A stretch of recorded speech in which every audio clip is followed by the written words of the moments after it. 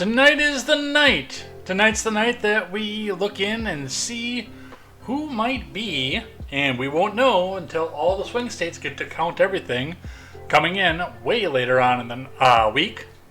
But who might actually be the leader of the free world come January 21st. So, we will go over the news of the week for the next couple hours or so. Probably going to be a little bit less because we do have a light news stack tonight. But still come back and tune in. Then I will take a 1 hour, 60-minute break, get something to eat, and we'll come back and watch the rest of the country's election results pour in. But before we get to that, a squirrel's death sparks controversy and GOP outcry for reasons of government overreach. So we're going to talk about how that affected the election, why it was problematic immediately before Election Day, and what could be the results of what's going on with that. In other news, Joe Biden calls half of Americans garbage as the frantic White House stenographer and mainstream media tried to walk the remarks back and try to make it sound like he said something different. We'll go over what happened with that. We'll watch the clip. We'll watch what they're coming back to do, and we'll see what the reaction is. And of course, with Biden coming back just a couple days later and doing it again. This time claiming he wants to smack Republicans on the ass.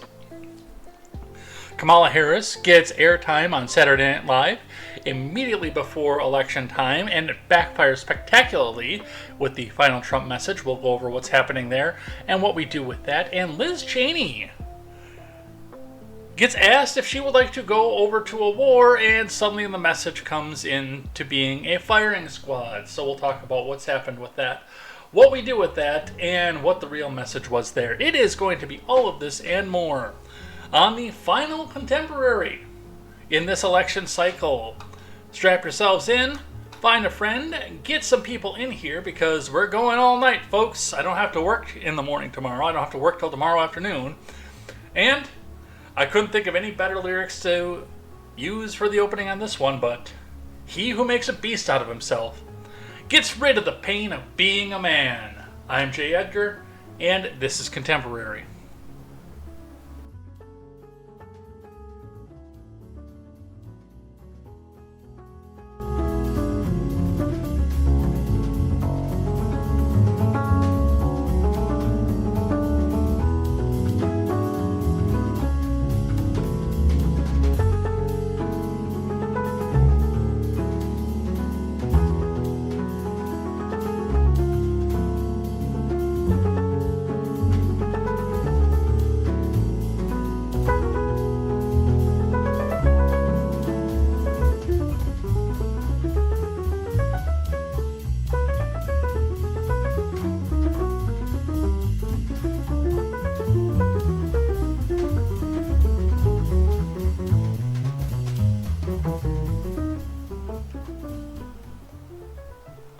I don't know who the Deco Trio is, but that jazzy rendition of Gerudo Valley,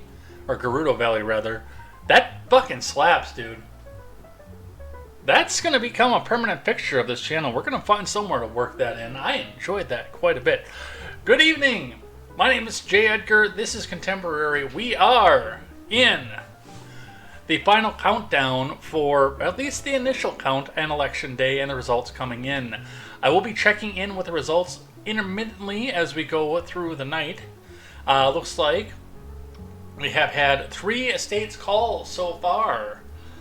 The state of Vermont has gone for Kamala Harris with 3 electoral votes, and the states of Indiana and Kentucky have both gone for Trump, already called, giving the race so far a 19-3 advantage to Team Trump. Now, as I'm looking at this right now, and again, through this, we will intermittently check into this because this is going to be the news portion of the show. Then I'm going to go get something to eat, and then we'll come back in and catch some of the results as we go.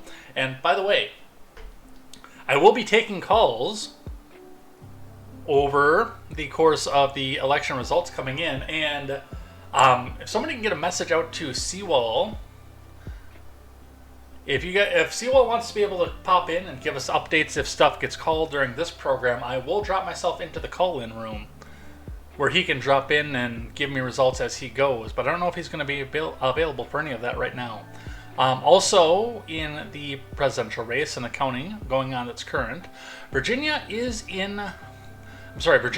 a lead to Trump, 58.7 to 40.6, with about 9,000 of the votes counted. Georgia is actually leaning Harris currently, with 160,000 votes counted, 51.1% to 48.5, and Florida is leaning Trump, with 44% reporting and about 4 million, almost 5 million votes counted in Florida. We've got a 52.5 to 46.7 lead Trump currently. So that's what it is. We'll check in again periodically. If you see something has been called in the live chat, please do come in and hang out. Or, yes, I can jump into the voice room.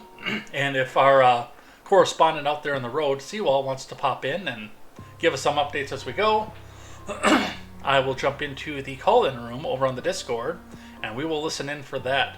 Now, I'm not going to get time for that because we're streaming right now, and we're in streamer mode. So I don't get an alert when somebody jumps in, so don't scare the crap out of me when you do if I do that. Let's check in with the live chat. We have got Palm with a subscription died. Can't resub on the phone. Yeah, I know what's happening there. Katie Z is here. Welcome in. Nice long conversation with Katie Z on Saturday, and it looks like we're going to be having one up in December, or possibly sooner if we get the election results sooner. So that's going to be on Ed Talk. Thank you for that. Vong is here. I am not 9. I have too much gray in my beard to be 9. Vengeance for Peanut. Yeah, that's going to be, once we get through the opening stuff, that's going to be the top story is Peanut. Long is a proud garbage human. Thank you very much. How dare he say that? That is our word. Pokemon sounds better than an election. Just saying. I was playing a little bit of Soul Silver earlier, by the way. So, no, Sewell's at work for 2+ more hours. But yes, I will be going and I'll be doing calls on the second section of this, but I'm gonna need to eat something first. All right. Speaking of eating something, let's get into the news for the day. Thanks, everybody. By the way, there is no view counter tonight, and I don't fucking know why. Restream just went through a major structural change today, and it kind of pissed me off. I actually wasn't on YouTube right away when I got started, and once I refreshed, it gave me a big dialogue that I've never seen before that said, "Oh, by the way, you have to make an event." So it's kind of funny that Restream went through and changed their algorithm the day of the election, because it wasn't like that on Friday. I can tell you that. But I have no view counter on the Restream bot, so you guys are going to have to help me out with that. We do have a couple people watching over on Rumble as well. All right, let's get into the news of the day. We're going to start with some immediacy. I think that's important. First, we're going to start with the first results. Tiny Town delivers 3-3 tie in first U.S. election result. This, of course, is the election result from Dixville Notch. The BBC reporting, Maya Davies, the author of this article, the first results in the 2024 U.S. presidential election from a tiny township with 6 residents has been declared, with a clean split of 3 votes for each for Harris and Trump. In a tradition dating back to 1960, residents of Dixville Notch, New Hampshire, cast their ballots at the stroke of midnight, or about 0500 GMT, in case you happen to be in England and listening to this. Let's just pull up a map. I know that the Mogwai will believe that this means we're going on to a Thursday show if we pull up the map, but let's grab Dixville Notch. If I could type today. I mean, it's a little point of contention. These 6 votes may or may not swing the election one way or the other. But I also think it's kind of a good indicator as to what is going to happen with this, because I mean, only 5 of the 6 people voted last year, and they all 5 went for Biden. And then they went 4-2 for Clinton. So the fact that they are neck and neck right now does, I think, say something. Dixville Notch is, of course, at the very northern part of New Hampshire. Past Berlin, past Plymouth, I believe, even. And it's just a little township, little resort area, 6 residents, that's all it is. And they always get the first vote because they all show up at like 6 o'clock in the morning. They all vote and then they go on with their days. So, our first results from Dixville Notch. Wonder how many more times I can say Dixville Notch today. The Daily Wire is doing election coverage. We are not going to be watching that here, by the way. Make sure I'm still on over here. Yeah, let's bring up to the live counter.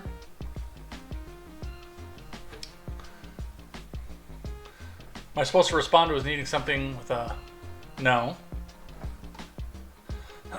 What does Wisconsin look like?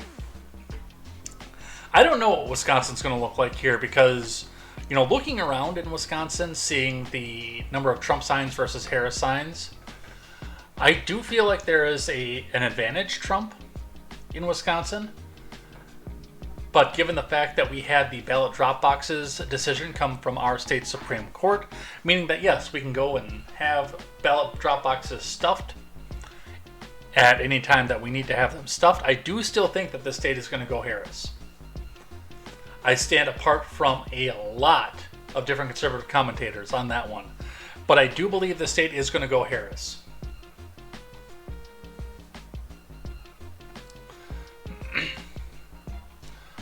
How many times did I go vote for Harris? I did not. I actually did. I put a video out today. I voted Trump today. I was not happy about it because, well, I didn't like Trump. I didn't like the way that he spent. I was excited for him coming into his first term.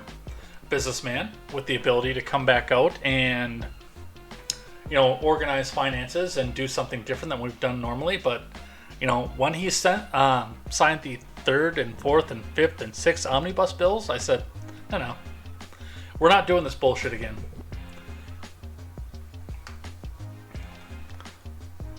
All right, let's grab one. This one's got some immediacy as well. If you are in Pennsylvania or know somebody in Pennsylvania who thinks that they are out past the polls closing, listen up and go tell this person. From the Daily Wire, voting machine issues in red Pennsylvania County result in 2-hour extension. Election officials filed an emergency request to extend voting to 10 p.m., 2 hours past the 8 p.m. deadline. From Myreed Elordi. Voters in at least one Republican county in Pennsylvania, the most crucial swing state in this election cycle, will get 2 extra hours of voting after widespread voting machine issues on Election Day. Election officials said Cambria County east of Pittsburgh experienced issues with the machines that scanned ballots Tuesday morning, election officials said.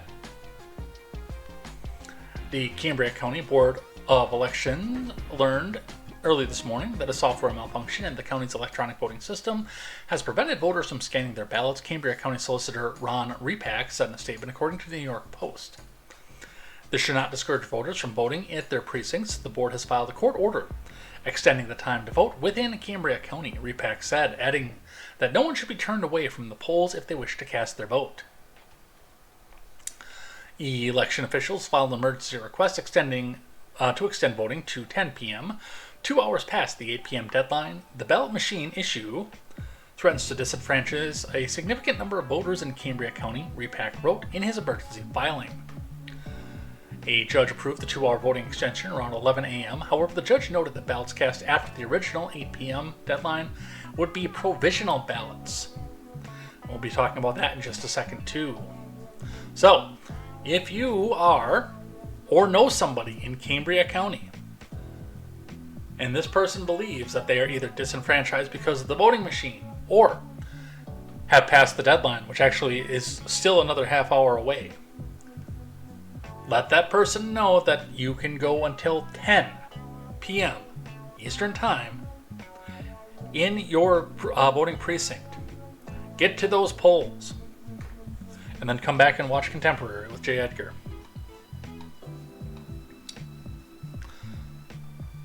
So some immediacy there. In addition to the presidential election, which I think most people are going to be watching, I think most normies don't even know who their representative is. And the Senate is going to go the way the Senate goes. I do think I think that Republicans are going to take the Senate. I think it's going to be a little bit wider margin than other commentators think, because of the number of senators that are Democrat that are defending their seats, and the fact that this has not been an easy 2 years for Democrats this time through. But the House, with everybody being up every single cycle for the House is, I would say, a bit more up in the air. So the Daily Wire has compiled 10 must-watch races that could determine control of the House.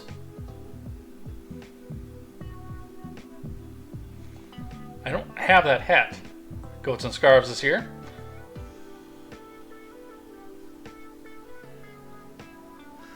From Zach Jewell. From Alaska, the Lone District. The only House district in Alaska is held by Democrat Mary Peltola, who beat out Republican Sarah Palin and Nicholas Begich in 22. With her 2022 win, Peltola became the first Democrat from Alaska to serve in the House in 72.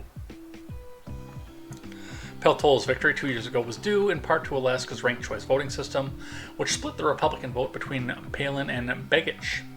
This year, Peltola is running against Begich, Democrat Eric Hafner, John Howe of the Independence Party.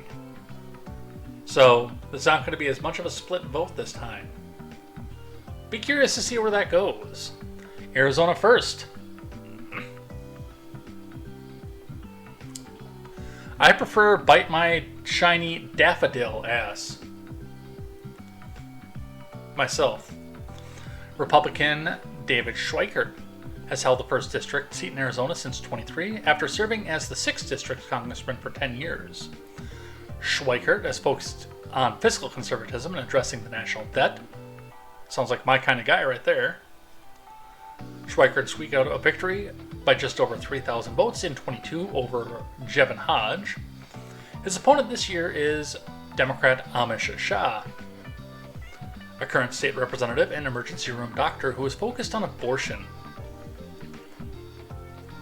Parts of this district are in Maricopa, where election officials said last month it could take up to 13 days to complete tabulation of all the ballots that come in. Maricopa, which is the largest county in Arizona, was also at the center of controversy in the aftermath of 2020 and 2022. So we will be watching that. Arizona's 6th. First-term Republican Juan Ciscomani is running for re-election in Arizona's 6th and is in a tight race with the Democrat he barely beat in 22, Kirsten Engel. Ciscomani has centered his campaign on pushing for more border security and the record border encounters during the Biden-Harris administration. Engel is focused on pro-abortion policies. Boy, this is going to start to sound familiar. California 13. First-term Republican John Duarte faces off against Adam Gray in California 13. Duarte narrowly defeated Gray in 22. The freshman congressman is a moderate Republican who officially endorsed Trump earlier this year after the former president was convicted on 34 felony counts in Manhattan. Gray, who served in California State Assembly, lost to Duarte in 22 by just over 500 votes in what was one of the closest House races that year. The Decision Desk HQ forecast gives Duarte a 55% chance of defeating Gray again. Colorado 8. Freshman Congressman Democrat Yadira Caraveo is being challenged by Republican Gabe Evans, a state representative and former police officer and Army captain. The race in Colorado 8 has grown closer in recent weeks. Caraveo currently has 71% chance of winning according to Decision Desk. Iowa 3. Republican Zach Nunn. I think Nunn is going to win, by the way. I'm fairly familiar with Iowa 3. A first-term congressman faces Lannon Backham in Iowa's 3rd. Backham, a veteran and a federal agriculture department official has hammered none on the issue of abortion, sensing a pattern here. Nunn, meanwhile, has focused his campaign on the economy and has hit the trail with Iowa Republican Kim Reynolds. Michigan 7. After Alyssa Slotkin entered the race for Debbie Stabenow's seat, Michigan 7 was thrown wide open with Republican Barrett seeking to flip the seat for the GOP. Curtis Hertel is challenging Barrett in hopes of keeping the district in the hands of Democrats. Barrett lost to Slotkin by about 5 points in the 2022 election. That one could go, I think. Hertel was recently criticized for saying on video that Americans owe a debt to illegal immigrants, adding that he has no interest in deporting anybody. I don't know. That one could go either way, I think.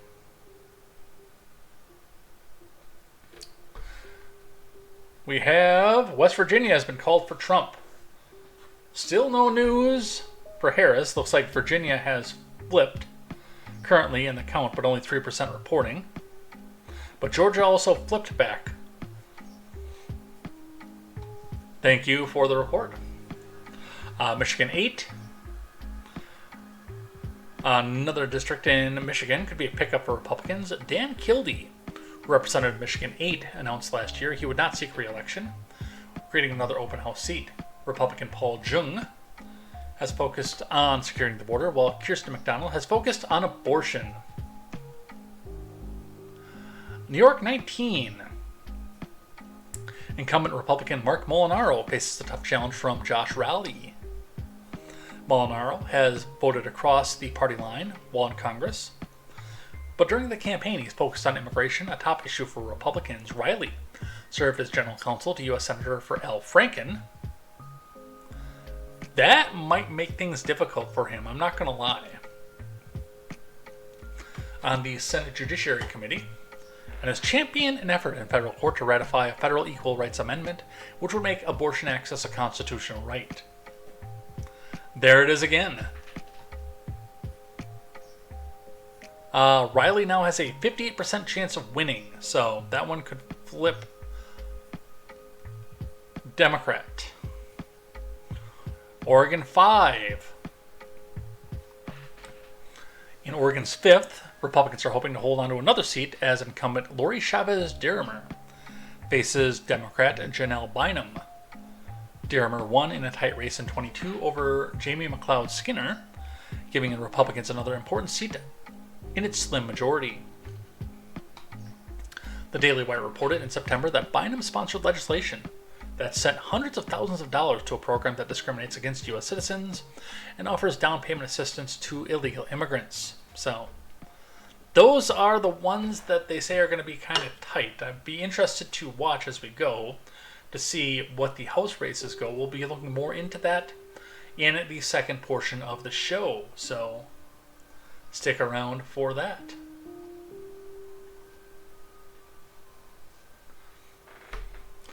Goats and Scarves is just shy of 1 million votes ahead. I hope the momentum keeps up. Seawall says Florida's not been called yet at 71% reporting. Thank you for being the election update for that. Dual Helix has joined over on Rumble.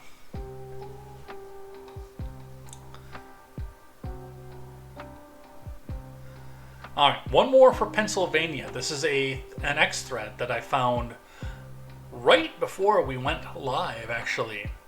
So this might throw Pennsylvania into play.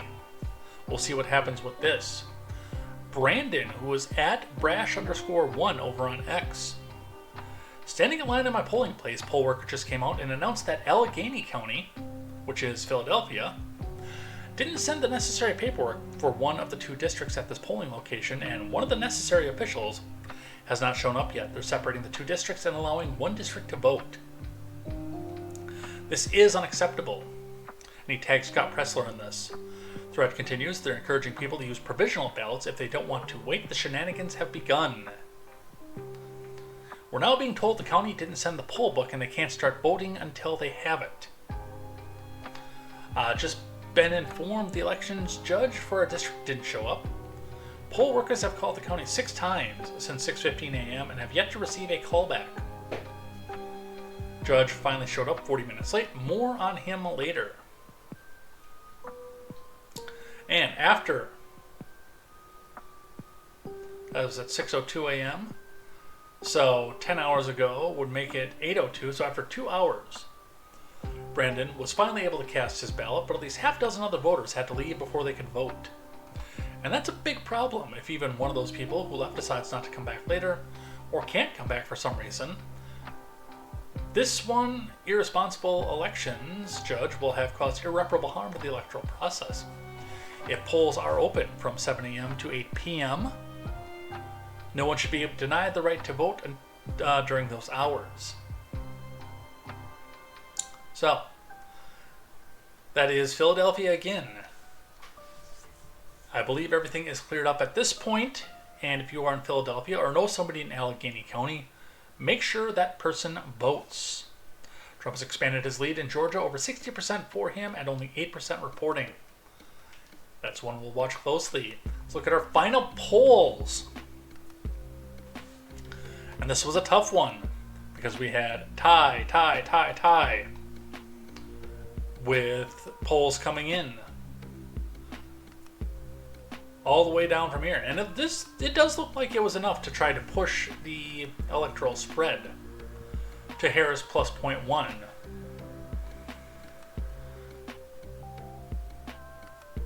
And on the RCP average, in 2016, on this day, Clinton was up plus 3.2, so the 0.1 may be an oversampling bias. We don't know, but Clinton famously lost at plus 3.2.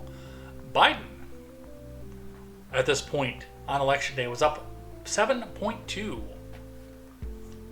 Let's take a quick swing through the swing states on the aggregate. Arizona, showing Trump plus 2.8. I do think Arizona goes Harris because of Maricopa. Nevada, Trump plus 0.6. Nevada, I see going Trump. Wisconsin is Harris plus 0.4. Ballot drop boxes lead me to believe Wisconsin goes Harris. Michigan is Harris plus 0.5. I do think that Michigan does go Trump. I know that one's going to be a kind of bold prediction. And I don't think it's going to be because of any extra Republican voters. I think it's going to be more Muslim voters, Palestinian voters especially, staying home because of the Israel lobby. Pennsylvania's Trump plus 0.4. Pennsylvania, I think, is anybody's game. I think that one's going to be within a half a percentage point, either direction. North Carolina is sitting at Trump plus 1.2. I know that North Carolina is going to go Trump. Georgia is 60% for Trump at 8% reporting. On the polls is Trump plus 1.3 in the final polls. So, if you have not voted yet, get out and vote if it is still legal. Now, the states we've been mentioning, it is no longer legal because they have closed their polls and have started counting. But if you're in Central Time, there's still time.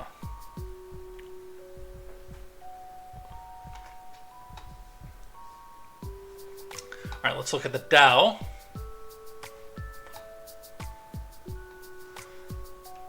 On the Dow today was up 427.28 points, or it added a percentage point, but it's had a rough week. It's just kind of gone all over the place. It's actually not down too much further than it was the last time we looked, but it has retreated solidly since then. Its lowest point coming yesterday at 41,678.96. So I guess we'll see what happens with the election. We'll read briefly from CNBC.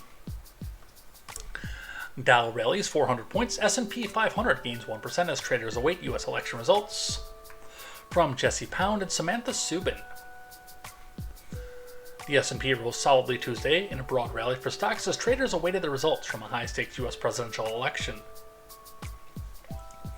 The benchmark index gained 1.23% to close at 5782.76. The Nasdaq advanced 1.43 to 18,439.17. The Dow climbed 427.28 points, or 1.02%, and settled at 42,221.88. The race between Trump and Harris is expected to be tight. Close attention also remains on which party dominates Congress, given that a sweep by Republicans or Democrats could contribute drastically to spending changes or a big revamp of tax policy. The results could have a significant effect on where stocks end the year, but investors may want to brace for some near-term choppiness. CNBC data going back to 80 suggests that major average gain between election day and the end of the year, but typically fall in the session and the week after. Uncertainty over the results could lead to even more shakiness in the market. No clear election bets were emerging in stocks on Tuesday. Instead, it appeared to be a broad rally for Wall Street. So, a bunch of stuff going on here. We'll see what happens with that on your finances. Alright, let's get into the meat of the day before we get into election stuff, even though we've done some election stuff. I want to talk about Raphael because apparently Pidgeot has used Hurricane again. Let's get the live chat back up here.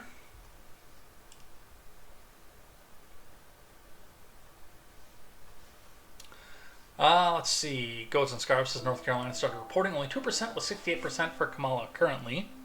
And Seawall says Ohio is beginning reporting. Trump at 58.6% at 3% reporting. So we'll see what happens with that. Tropical storm Raphael could undergo rapid intensification. Is the U.S. at risk? From Chris Can and Jorge L. Ortiz. Tropical storm Raphael strengthened Tuesday on its path towards the Cayman Islands and Cuba, as weather officials in the U.S. monitored the storm's potential impacts to the Gulf Coast. Raphael swiped Jamaica on Tuesday and is forecast to intensify into a hurricane near the Cayman Islands and gain more steam ahead of its expected landfall in Cuba on Wednesday. Steady to rapid intensification is expected during the next 24 hours or so, the National Hurricane Center said in its 4 p.m. Eastern Time advisory, predicting Raphael would maintain a northwest track for at least 2 days and reach the southeastern part of the Gulf of Mexico by Wednesday night. With uncertainty lingering in the long-range forecast, the NHC said it's too early to determine what, if any, impacts Raphael could bring to portions of the northern Gulf Coast. Forecasts show a storm could make landfall anywhere from the Texas coast to the Florida Panhandle around the weekend, according to AccuWeather, which is, the Texas coast to the Florida Panhandle, and our friend Seawall can tell you, is quite a fucking distance. So that's not really AccuWeather, which said the highest probability of landfall is along the central Louisiana coast as a tropical storm. Other possible scenario include the storm turning west and moving over the western part of Mexico. The good news is drier air and stronger vertical wind shear in the Gulf are expected to limit the hurricane's strength. This will not be a situation where there is a strengthening major hurricane that makes landfall in the U.S., but rather something less intense in terms of wind intensity, AccuWeather's forecast says. So we will be watching this as this one climbs up through the Gulf of Mexico. And hopefully it doesn't go up the Mississippi. Quite the opposite of what happened in 1814 when we took a little trip, along with Colonel Jackson, down the mighty Mississippi.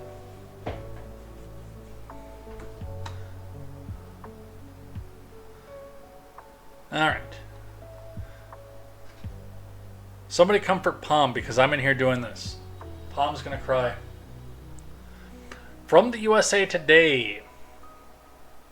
Is it legal to have a pet squirrel? Beloved Peanut the squirrel euthanized in New York.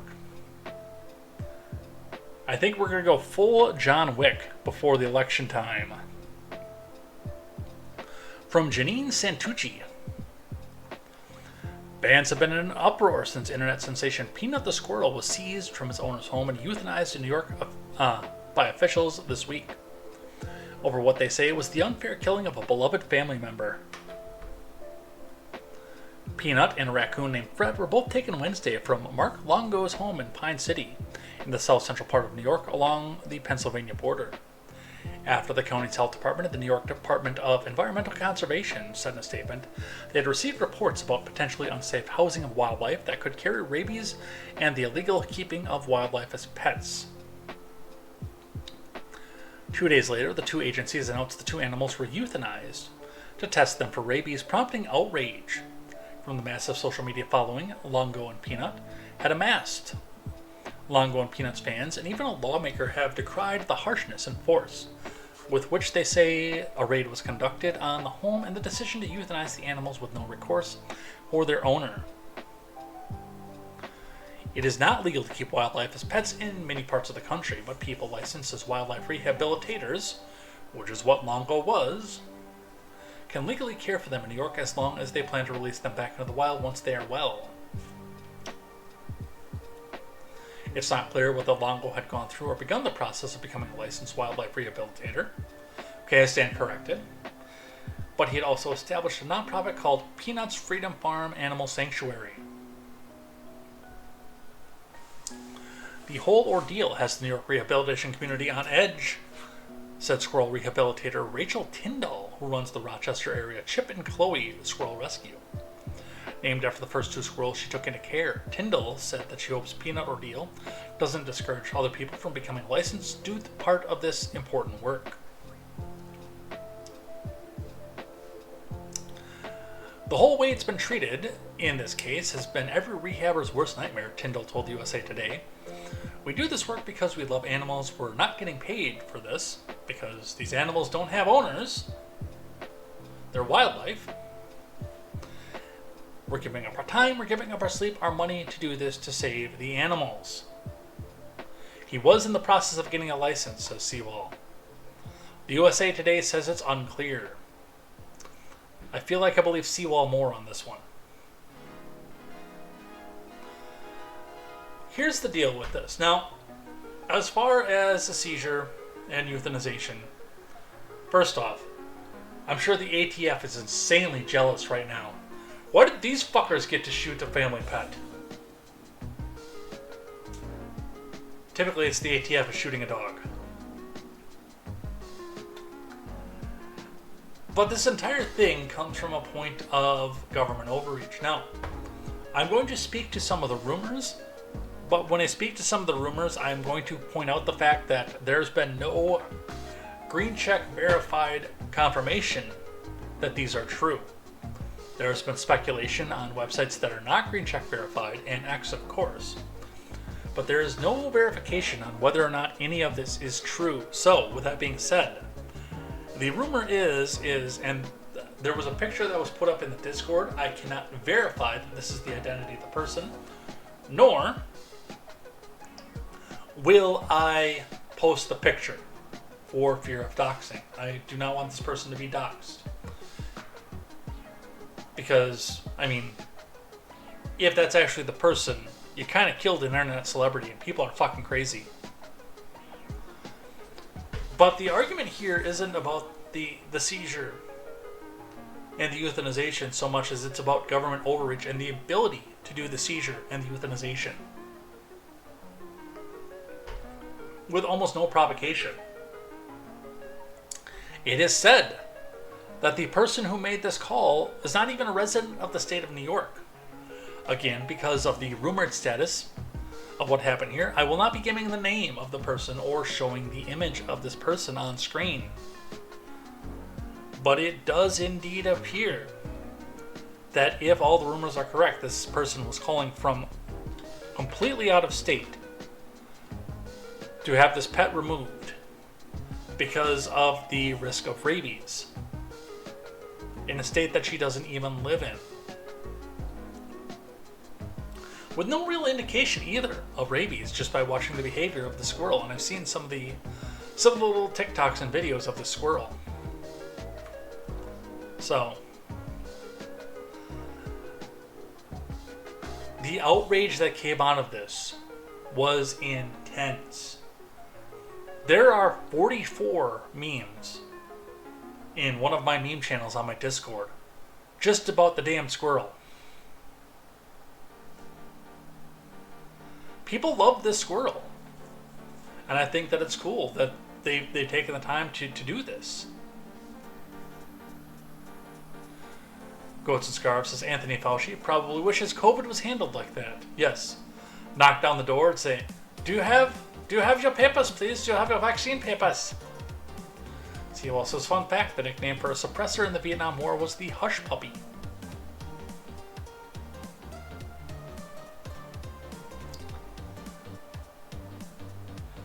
Peanut was doing nothing wrong. But a government that's big enough to bust in your door and euthanize your pet is big enough to bust in your door and euthanize you. Keep that in mind. Seawall says, nuts out for Peanut. Well, you can't see below the nipples on my camera, so we're just going to leave it at that. Let's give a quick check to the election map. Nothing new called. North Carolina is moving with 2% reporting in the direction of Harris. New Hampshire is also moving in the direction of Harris right now. Ohio reporting 5% in with a lead for Trump.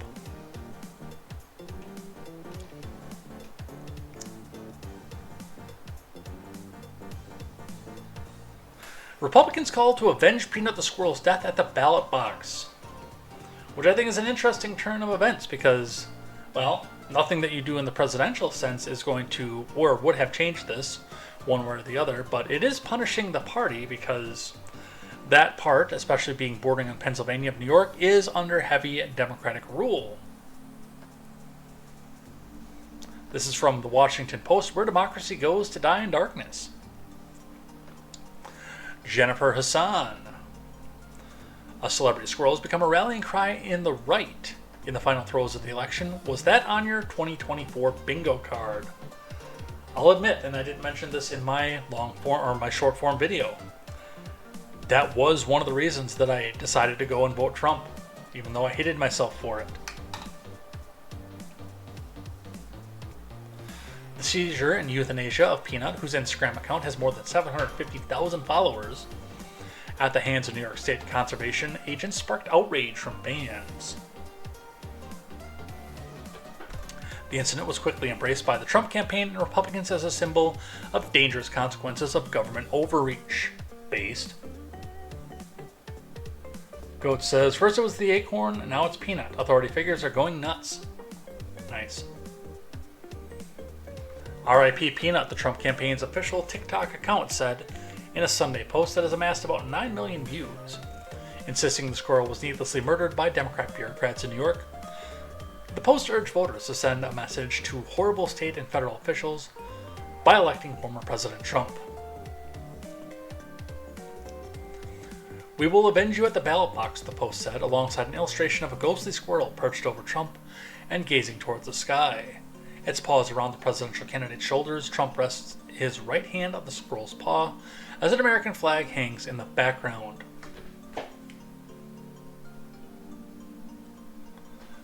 That's beautiful, man.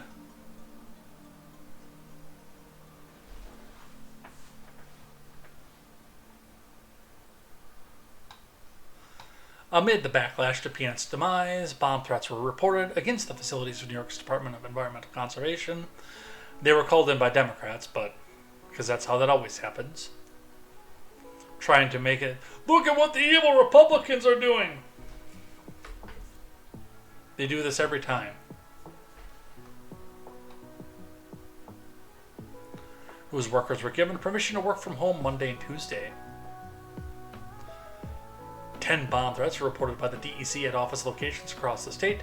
The Public Information Office for the New York State Police told the Washington Post via email, adding that none of the threats were deemed credible and the investigation was ongoing. And that's the last we're going to hear about that, because once they trace the calls, it's going to be an inconvenient truth. Not that they're going to trace the calls because they already know. Panelist Scott Jennings on CNN says Peanut the squirrel, a social media star, was seized and euthanized by authorities, deserves justice. Let's listen. We're back, and it's time for the news nightcap. You each have 30 seconds to say your piece. Scott, you're up. Well, I'm here tonight to speak on behalf of Peanut the squirrel. God rest his tiny soul. Not since the squirrel that was taught to water ski has a squirrel caught the nation's attention like this one. Now, this squirrel was squirrel napped and murdered by the state of New York. An absurd abuse of government overreach. There are 40 million rats or something in New York, and they executed the only one trained to wear a cowboy hat and had an Instagram account. My condolences to Mark Longo, who cared for Peanut for 7 years, and to the cowardly neighbors who filed the complaints about Mr. Longo's animals, which also included Fred the raccoon. I ask, why are you the way that you are? I hope you're happy, you monsters. R.I.P. Peanut. I'm not going to call Peanut a rat, but well done, and I agree. Scott earlier said that nobody could say anything more negative about Donald Trump, and I disagree. In fact, Okay, I don't care about that. Because Van Jones is just going to go on an anti-Trump screed at that point. Yes, justice for Peanut. Absolutely.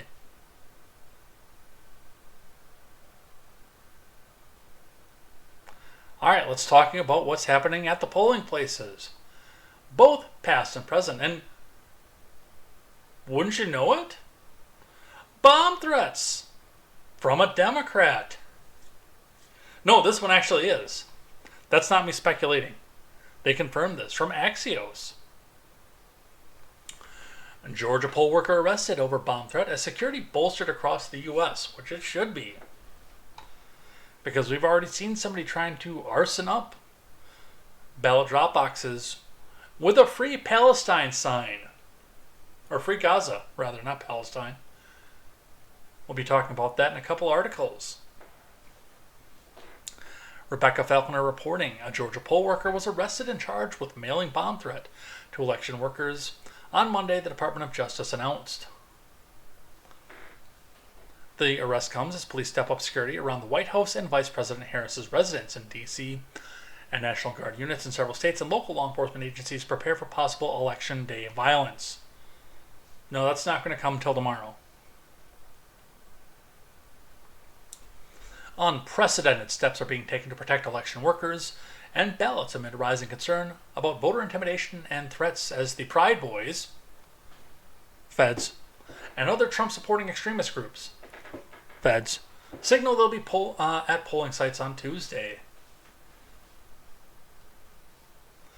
The DOJ will monitor polls in multiple states for compliance with federal voting rights laws on Election Day.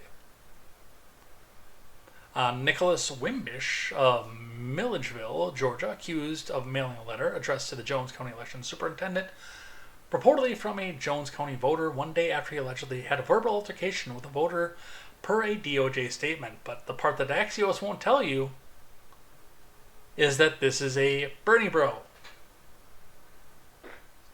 And it's interesting how the Daily Mail will tell you that, but Axios won't.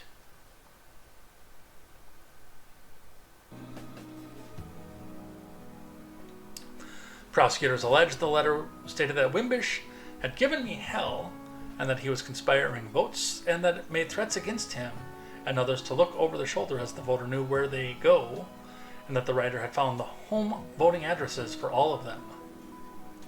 The letter claimed that young men will get beat down if they fight me and will get the treason punishment by firing squad if they fight back, while also threatening rage rape against the ladies. Man, this guy sounds charming. The letter concluded with a handwritten note, P.S. Boom toy in early voting place, cigar burning, be safe, the DOJ alleges.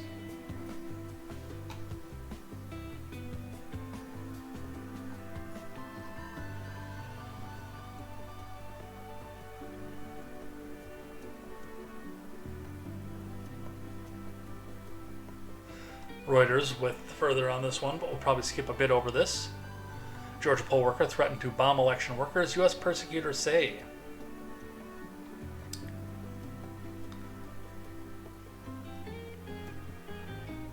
Wimbish was charged with mailing a bomb threat, conveying false information about a bomb threat, mailing a threatening letter, and making false statements to the FBI, prosecutors said.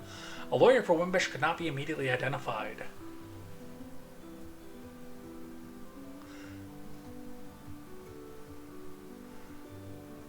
Let's see, what else do we have here? From ABC. Now, in spite of the fact that we know who this is going to be, election security updates. FBI says bomb threats appear to originate from Russia! Because of fucking course they do.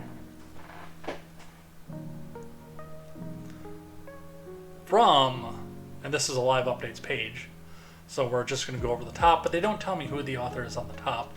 From Luke Barr, Peter Charlambu, Olivia Rubin, Lucian Brugman, Laura Romero, Alexandra Hutzler, David Brennan, Patricio Chile, Julia Reinstein, and Meredith Deliso.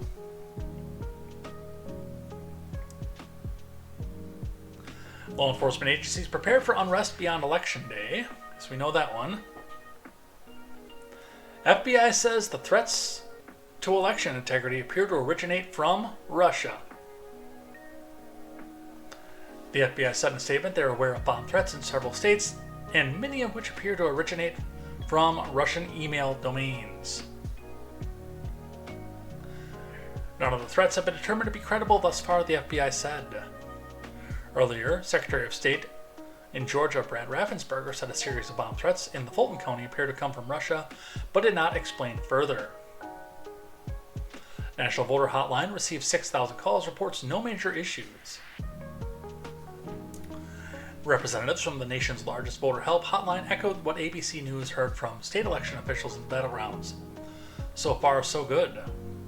There have been no major disruptions or other issues beyond isolated garden variety episodes, the hotline said. You know, like an election judge showing up 2 hours late in Allegheny County. The Election Protection Hotline, 1-866-OUR VOTE, is run by the Nonpartisan Lawyers Committee for Civil Rights Under Law, or the ACLU, and is staffed by 4,776 volunteer lawyers across 50 states. ABC News has profiled and embedded this with this service in previous elections. As of noon Eastern Time, the hotline received 6,000 calls from voters. The majority of the calls have come from Pennsylvania, North Carolina, Florida, and Michigan. So, people are seeing stuff. What they're seeing, we don't necessarily know yet.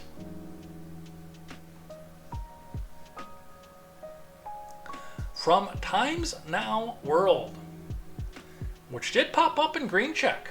I've never used this source before, but it did pop up as a verified news source. Interesting.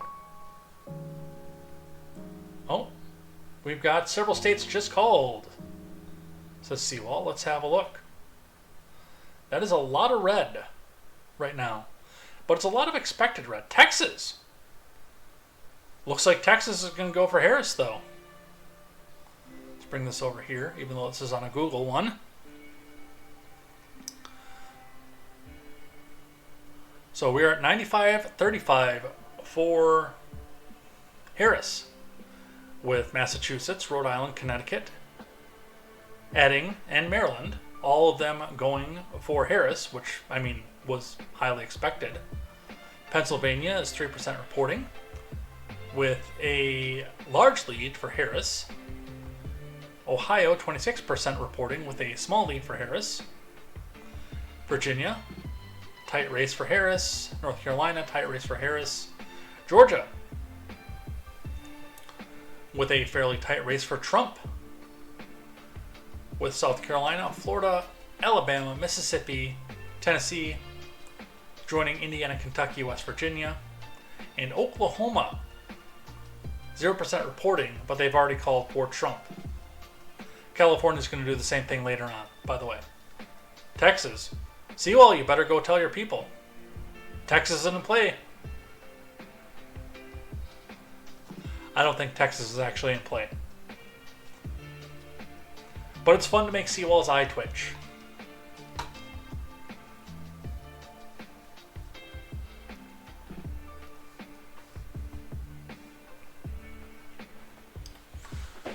Alright.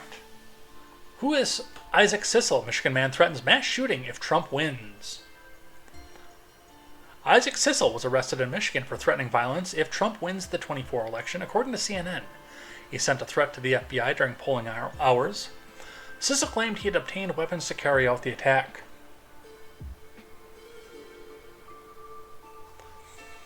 A man named Isaac Sissel was arrested in Michigan Tuesday for threatening a violent attack in the state if former President Trump won the 2024 elections, as per CNN. Sissel sent a threat to the FBI national headquarters during the polling hours, saying that he has acquired weapons to carry out an attack and will do so if Trump wins the election. I kind of think that this is a bit of bullshit, honestly. I don't doubt that this happened, but I do think that there's some ulterior motive to it, because, I mean, if you're going to do something stupid, why would you call the police to tell them you're about to do something stupid? I shall carry out an attack against conservative Christian filth in the event that Trump wins the election, Sissel said in the threat sent to FBI headquarters in West Virginia. I have a stolen AR-15 and a target I refuse to name, so I can continue to get away with my plans, the threat read, as per prosecutors. Without a specific victim or ability to find the place I hid the gun, there's not a thing the FBI can do until I complete the attack, it said. Haha. Bullshit.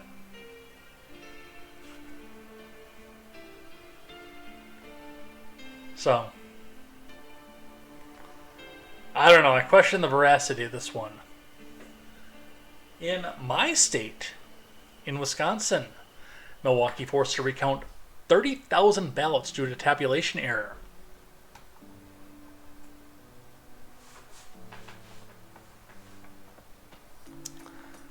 I've seen this story before.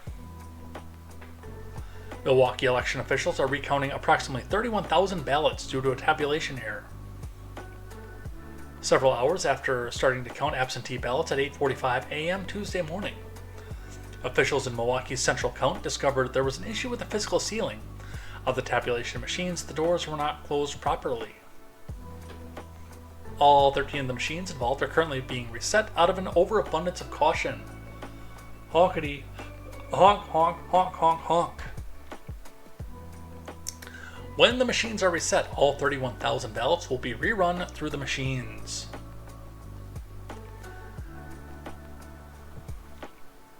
Election officials will say this will delay the complete election results in Milwaukee by a couple of hours. Honkity honk.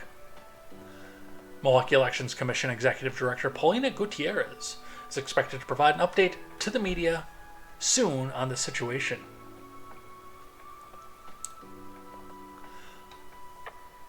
So, that's a thing that happened. But I've seen this story. They've used this story, by the way, in every election since Evers was facing off against Walker in 2018. See, well, it says Texas just flipped red. I don't know, man. I've been told that it's in play.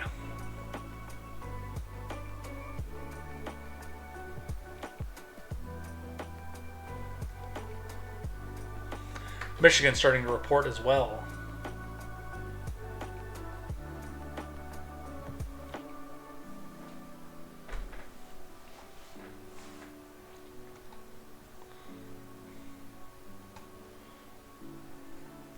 From the Daily Wire, RNC claims election integrity win after Republicans are turned away in some Pennsylvania counties. From Amanda Press to Giacomo. RNC claimed on Election Day that Republican poll watchers were being turned away in 8 Pennsylvania counties before the attorney stepped in to correct the issue. Early this morning, we learned that Republican poll watchers in Philadelphia, York, Westmoreland, Allegheny, Lehigh, Cambria, Wyoming, and Lackawanna counties were being turned away, RNC Chairman Michael Whatley said on X. We deployed our roving attorneys, engaged with local officials, and can now report that all Republican poll watchers have been let into the building, he said. We will keep fighting, keep winning, and keep sharing updates.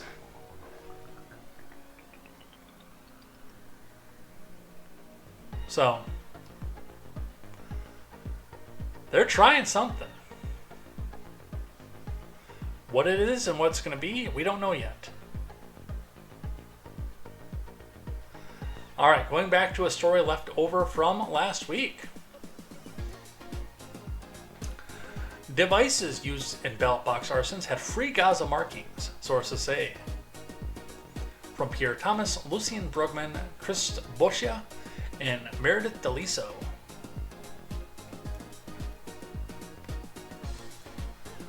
Ballot boxes in Oregon and Washington were set on fire with incendiary devices early Monday, in what authorities believe are connected to the incidences, police said. Goats and Scarves said, I did hear about a town in Texas that left a piece of paper with the voting machine login info out in the open. A journalist reached out to the town and the AG. They basically said there was nothing that they could do about it. Honkity honk. Whoops, I don't want that. Hey, Chase Oliver got 76,000 votes. Jill Stein got 78,000. Woo! Let's keep going.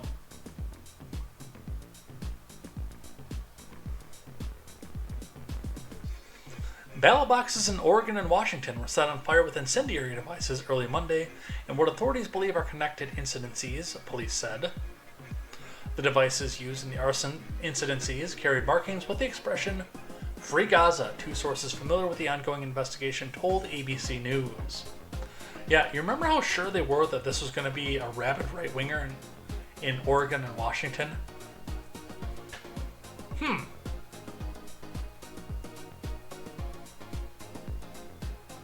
Weird. Looks like Rick Scott had a fairly significant election run. 86% reporting in Florida, and he is up by 55.3%.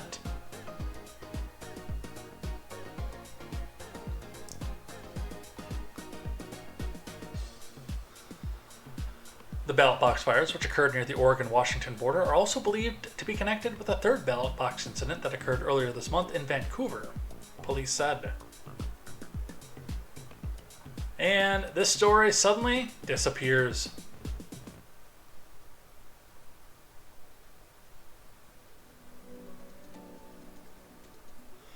Apparently Josh Stein is going to win, allegedly projected, in North Carolina as a Democrat for the governor of North Carolina, which interests me to no avail.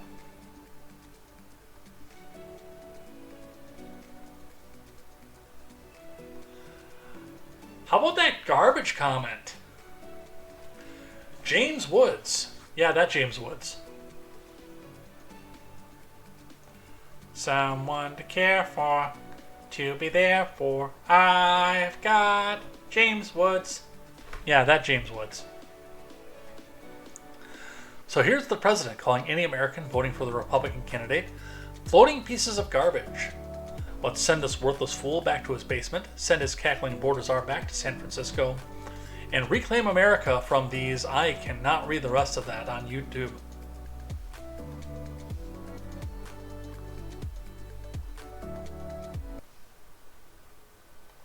Or Puerto Rico, where I'm in my home state of Delaware, they're good, decent, honorable people. The only garbage I see floating out there is his supporters. His demonization of seen as unconscionable, and it's un-American. Now, once the official transcript of this was released, there was an apostrophe put in there that is doing an awful lot of fucking work. Because I don't know where they got the apostrophe from. Because he said clearly, the only garbage I see floating around out there are his supporters. Tell me if I'm wrong. I'll listen. But I don't believe you.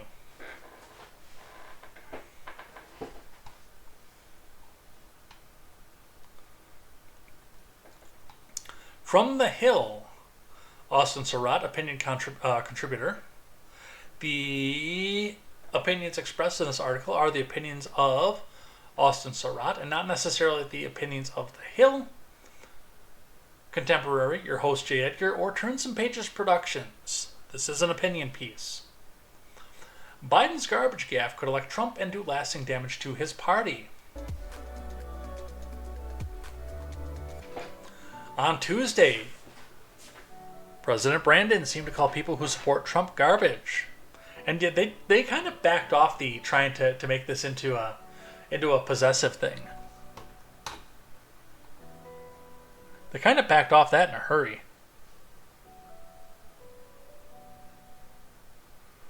Let's see. I wonder how many votes Ron Swanson got. I'd be curious to know. Kansas reporting now with Trump on the lead. Then he says, buttered sausages. Never mind, wrong celebrity. I don't know that reference, I'm not going to lie. But I've only ever seen 5 movies, so it's probably pretty obvious that I don't know that reference.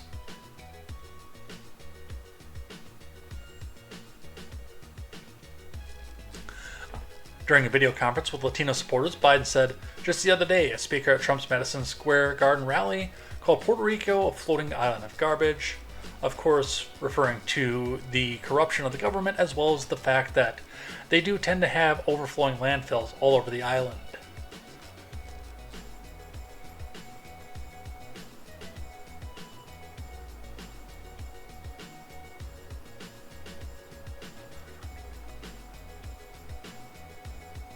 Just the other day, a speaker at Trump's Madison Square Garden rally called Puerto Rico floating island of garbage. The only garbage I see floating out there is his supporters. His demonization of Latinos is unconscionable and it's un-American. While there is some dispute about what Biden really meant, no there is not. That was from a Gary Busey deepfake video. See, while you may be deplorable garbage, you have my permission from where you sit to change your name in the Discord. Former Trump immediately put the comment to good use. Campaigning in Wisconsin, he rode in a garbage truck to his rally, wearing the kind of safety vest that sanitation workers wear when they are on the job, which we have that clip too. He started the rally by saying, I begin by saying 250 million Americans are not garbage. He continued, Kamala has been comparing her political opponents to the most evil mass murderers in history. And now, speaking on a call for her campaign last night, Crooked Joe finally said what he and Kamala really think of our supporters. He called them garbage.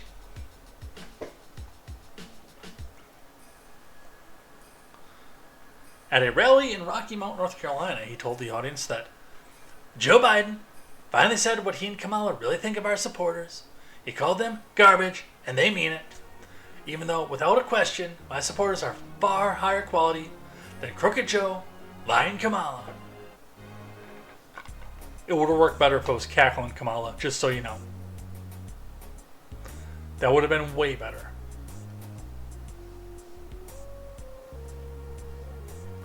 I have to go check my Discord. Nope, the nickname hasn't been changed yet.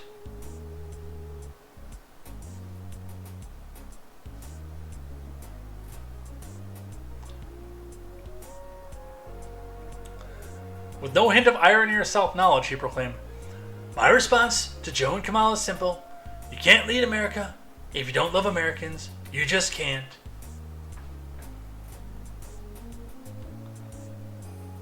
And yes, they are going to run that through to the end of the campaign. Why wouldn't they? Now, I want to come right out and say, I think that Biden is doing some of this on purpose. I think he is pissed that they took his cushy lifestyle and his cushy job away for the rest of his life. I think he is outright pissed at this point. And why wouldn't he be?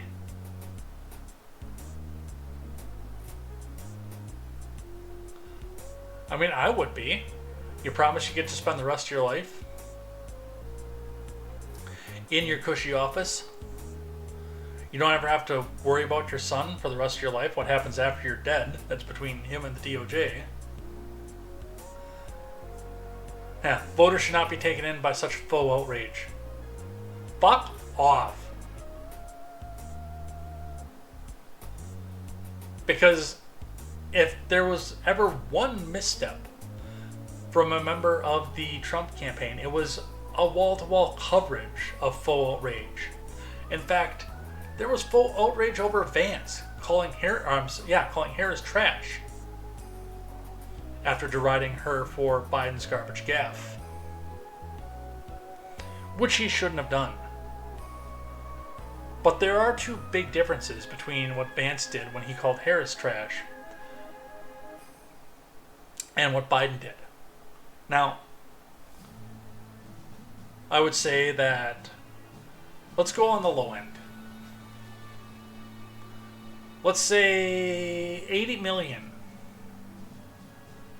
Trump supporters are not begging Harris for her vote. So if they criticize her as a government official, it's a little bit different than the person whose party is running to stay in power, calling people Biden is literally begging for these people to switch parties, switch sides, and go vote for him. And then calling them garbage to do so. It's a little bit different when it's a person, even as a government official, calling another government official trash versus the person at the top calling the people that he wants to vote for him trash, or his party, in Biden's case, because he's stepping aside, whether intentionally or forced. So, it'll be interesting.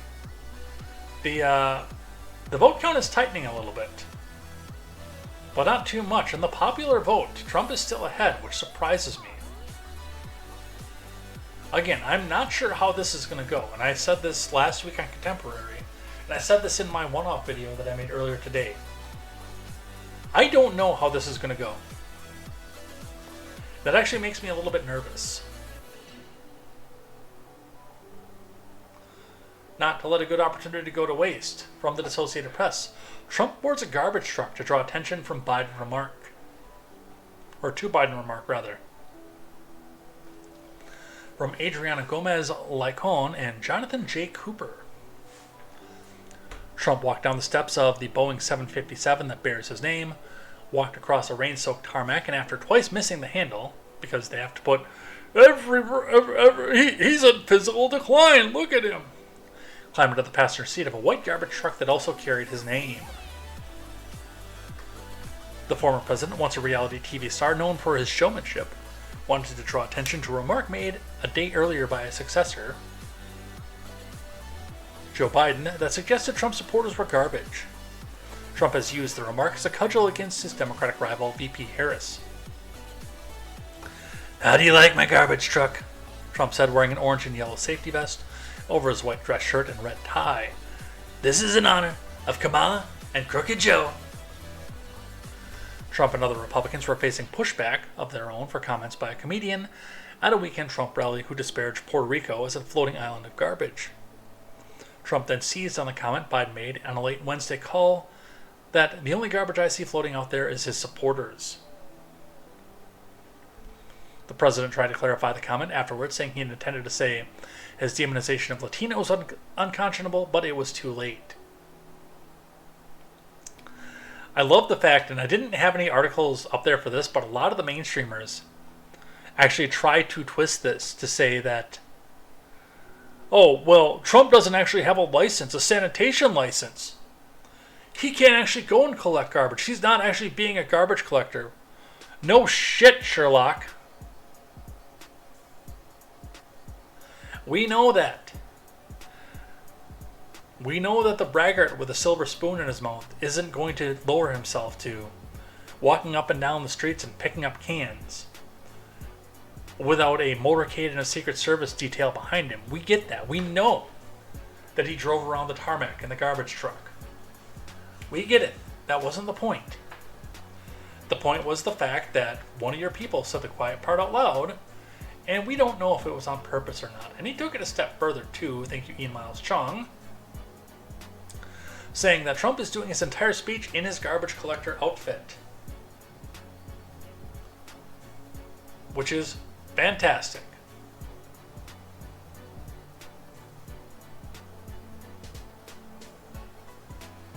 What are we at for time? Vance and Walz visit the same Wisconsin city in rival campaign appearances. This was yesterday, and thankfully I didn't go to La Crosse yesterday. I went through there today. Wasn't bad. Leaf LeMahieu. J.D. Vance and Tim Walz visited the same Wisconsin city on Monday to make their final pitch to voters in the Badger State. The rival candidates both spent the morning in La Crosse, a city of around 51K, to urge their supporters to show up big on Election Day. Former President Trump currently leads Harris in Wisconsin 48.6 to 48.4, according to an average of 88 polls from the state.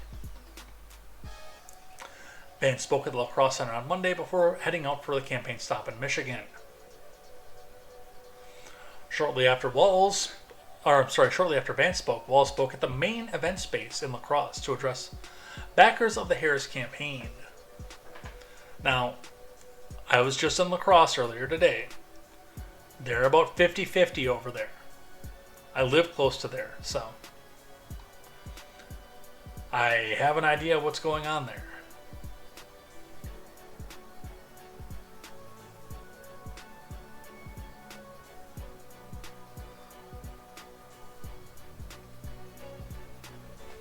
This is a generational opportunity for us to turn the page and to take this momentum going forward, he said. This election, quite literally, could be won through the state of Wisconsin, and it could be won right here through La Crosse. If the state of Wisconsin, and comes from living here for 38 out of my 40 years on this planet, if the state of Wisconsin is going to go to the Democrats, it's going to be decided by Milwaukee and Madison, not La Crosse.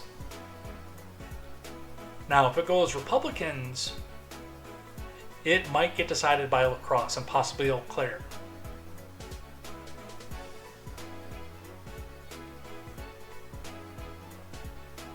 But the thing of that is everybody who is going to vote for Walz in Madison can't have their minds changed for anything. Milwaukee, I think, is a little bit more in play, but Madison is not.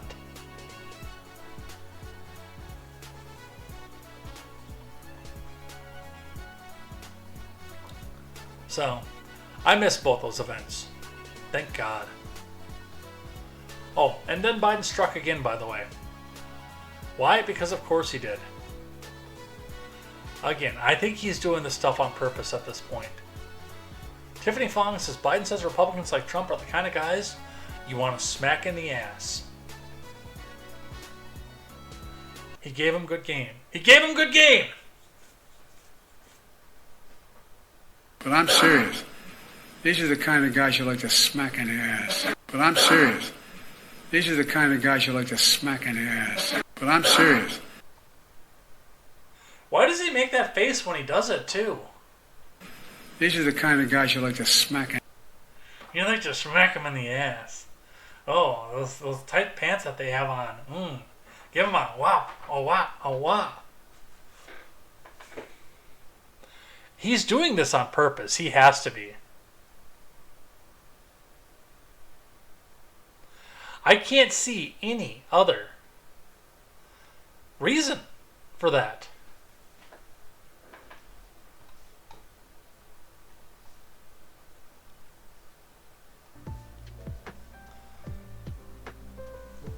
So, Harris went on SNL on Saturday night, which is, I mean, I don't know of a lot of people who actually watch SNL anymore. It's kind of a dead platform. All the good people are gone. And I think that adds a degree of difficulty to things for them as well. But she was on there, Emily DeLetter, reporting NBC files FCC equal time notice after Kamala Harris appears on SNL. And we're going to see why this backfired on the Harris campaign in just a moment. NBC has filed a notice with the Federal Communications Commission and will provide former President Trump with equal time following a brief appearance by VP Harris on SNL. Harris appeared on the sketch comedy show Saturday, hosted by John Mulaney. I don't even know who that is. In a skit offering advice in the mirror to comedian Maya Rudolph, who has played Harris in the lead up to the election. Following her brief stint on the show, FCC Commissioner Brendan Carr posted on X, formerly Twitter, that it was a clear and blatant effort to evade the FCC's equal time rule. Carr, a senior Republican on the commission who was appointed by Trump, went on in the post to suggest NPC should offer equal time to other qualifying campaigns. In the notice filed Sunday, NPC said Harris appeared without charge on SNL for 1 minute and 30 seconds. The broadcaster provided Trump airtime on Sunday. CNN's Brian Stelter reported, giving the former president an opportunity to directly address viewers. I am not going to read this next part because it's funnier when the Daily Wire tells it. Oh, we've got some motion in the race. 101 to 49 with a 3 million vote gap separating the two. Now, California can easily eat that back up, just so you know. I think that Trump can win the popular vote, but I think it's going to be tight. Mississippi and Alabama have been called, as well as Arkansas. So, the Donald is over a third of the way needed to win. But again, 57 votes for California, which are going to go for Harris, put her in the lead at this point.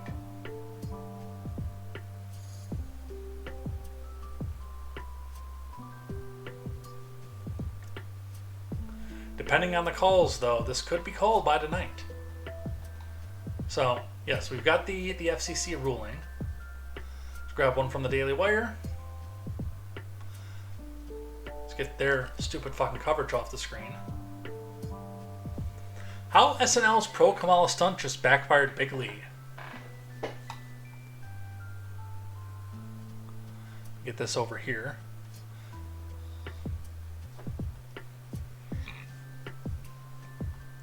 Yeah, Sewell says neck and neck in North Carolina.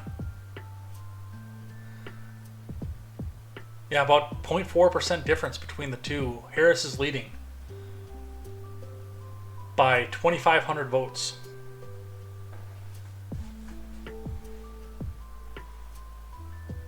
Oh. No, now Trump is leading. It just flipped over. Trump is leading by 14 votes in North Carolina currently. 14. 400,475 to 400,459. Let's get this up on the screen for you guys. Yeah, that's how neck and neck it is in North Carolina right now. This is going to be a nail biter, you guys. It is. This race might get called while I'm eating something tonight. I might not get my second stream tonight.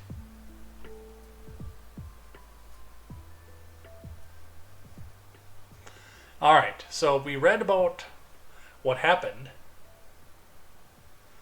And now, because of that, former President Trump aired a minute-long special message on NBC airwaves during the NFL's coverage of Sunday Night Football.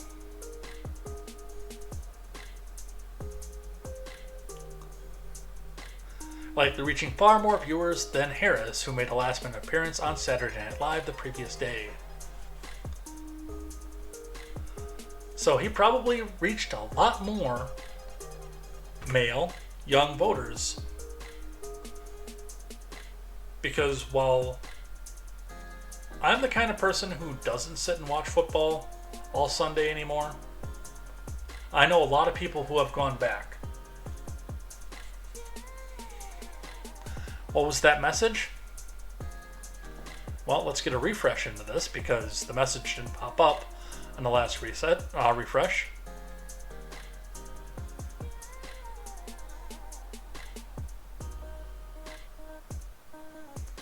Or apparently we're not going to get that.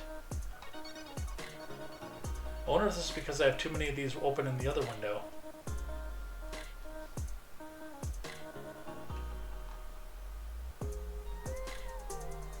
I don't know, it's thinking. Let's read for a bit while we're having technical issues.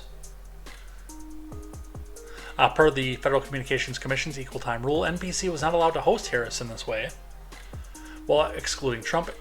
In fact, as highlighted by the Daily Wire, FCC Commissioner Brendan Carr blasted both NBC and Harris for the clear and blatant move to evade the rules designed to stop networks from tilting the political scales ahead of an election. Following the SNL stunt, Trump's team was allowed time on ABC per the Equal Time Rule. NBC has told the FCC that VP Harris appeared on Saturday Night Live for 1 minute 30 seconds without charge, triggering an opportunity for the other campaigns to request time, Alex Weprin reported.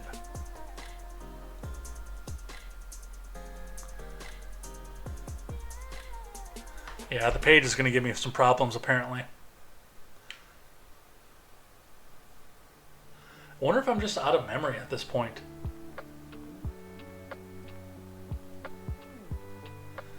In a major backfire, Trump was likely able to reach far more viewers than Harris. Since his message... Oh, we're back up on the top again. Oh, we've got the video. Since his message played towards the end of the NBC broadcast of NASCAR's Xfinity 500, which, I mean, we probably got to be close to the end of the race at this point. I don't know if that was a championship race or not. And the network's coverage of the Minnesota Vikings Indianapolis Colts NFL game, which meant, by the way, a lot of Walls' voters. Let's listen to the message. Hello to our great sports fans, and I hope you're having a fantastic time. We're 2 days away from the most important election in the history of our country. We've got to save our country, and it needs saving. It's in very bad shape. The worst economic numbers in generations were just announced 2 days ago. We're losing jobs, we're losing everything, including viability. We're going to end up in a depression based on what's been happening. We've never seen anything like it, at least for the last 40 years. We have to straighten out our country, we have to close our borders, we have to lower our taxes, we have to get rid of inflation, and we're going to do it. Just remember, Kamala and her friends broke it. I'll fix it. Most important election in the history of our country. Go and vote.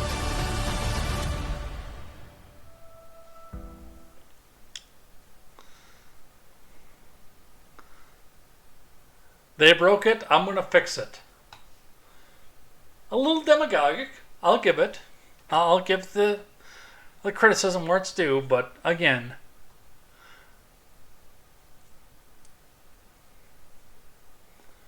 you've probably reached a lot more people with that message than Saturday Night Live at this point. If this was SNL in 1991, you might have won the election off that appearance, especially over sports. But now, no, I think it's just going to fall flat. Illinois got called for Harris, bringing it to 71-101. Trump's still leading the popular vote, which is still surprising to me. What do you think would happen if Trump got both the electoral and the popular vote? I don't think I can see a situation where she gets the electoral vote and he gets the popular vote. I don't think that's possible, statistically. But I'd be curious as to what would happen. The rest of New England and the Eastern Seaboard, except for New Hampshire, has also been called for Harris. All right. The Beanie Boy, Tim Pool. Holy shit, Kamala faked a phone call with a supporter. You can clearly see the camera app. So we're going to blow this up. Because I'm sure you got a lot of other things you could be. We're going to bring this out here so you can see on the big screen. Usually I'll leave the X up to do this, but we're going to do this one for the big screen. How you doing? Have you voted already? Give me a second. You did, thank you. The camera app. Thank you so very much. You know, it's so important that everybody participates, and I thank you because I'm sure you got a lot of other things you could be doing. Taking the time to vote really does make a difference. So thank you for that. And you enjoy your day, okay? How you doing? Everything about this woman is fake. and staged and focus group tested.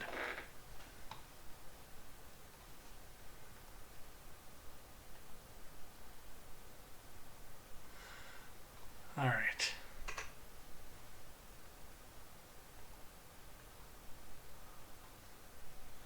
What else do we have? This one I have not listened to. I was in the Discord. I put it in there. I wanted to hear it. So I'll be hearing this first for the first time. Tim Walz strangely called Elon Musk gay while talking about taxes on the campaign trail in Michigan. So I kind of want to know how this one goes.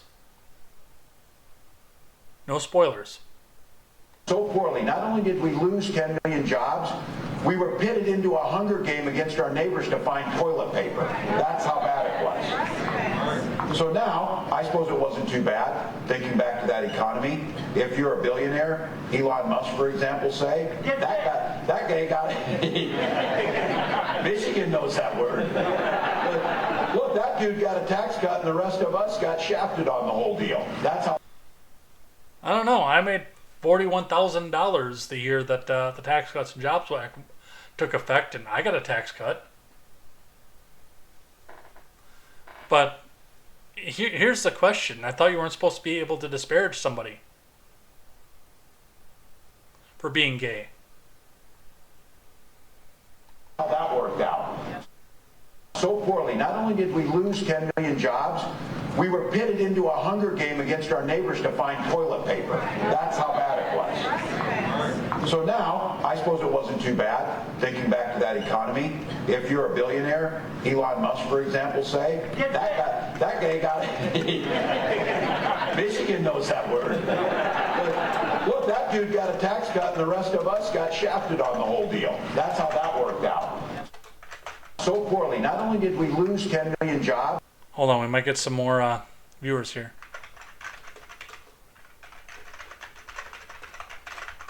I saw in a group chat people were looking for places to watch the coverage.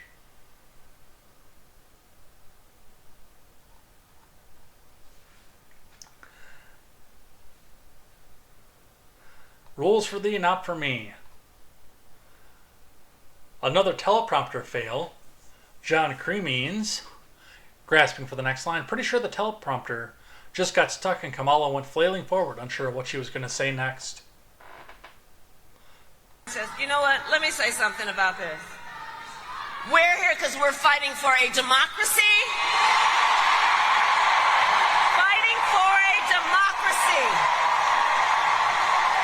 And understand the difference here. Understand the difference here. Moving forward. Moving forward. Understand the difference here.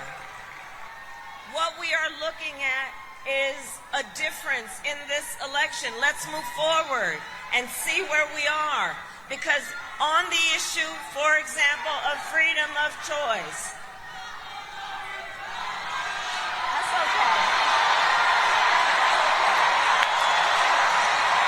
That's all right. I think the heckler's safer right there. That's all right. That's okay. Says, you know what? Let me say something about this. We're here because we're fighting for a democracy. Moving forward and democracy. Of moving forward and democracy.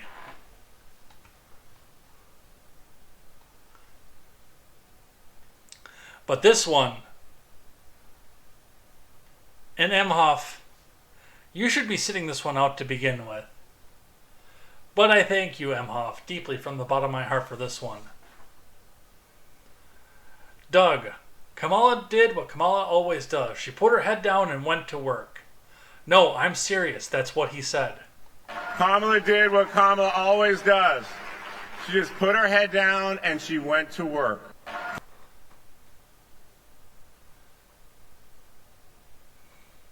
I have no words. You almost can't criticize it. You almost cannot criticize it. They're so bad at this. Goat says, in the future, we'll see where we are. I'm so inspired now. But don't forget, you're moving forward.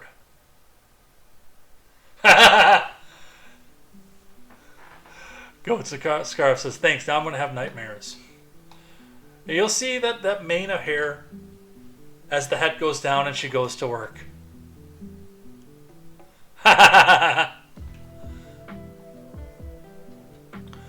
Let's see. Whose kiss of death endorsement could really screw Kamala? Because she already got Dick Cheney, which I would have thought would have been a kiss of death among millennials, especially myself. I mean, a lot of the people who are claiming how great it is that Liz and Dick and W all endorse Kamala are people that I've stood next to while we were protesting W and Dick. I've stood next to some of these people protesting those two men, and to a lesser extent Liz, but she wasn't that much in politics at the time, for being warmongering scum and calling them Hitler, Nazi, fascist. But who could give the endorsement that's the kiss of death? From the New York Post, prominent white supremacist Richard Spencer. I've had some good presidential candidates in my time. I like a good candidate with Indian heritage and a roasting vagina. That is some hot stuff. You can get that in a number of different places. Are you kidding me? This guy.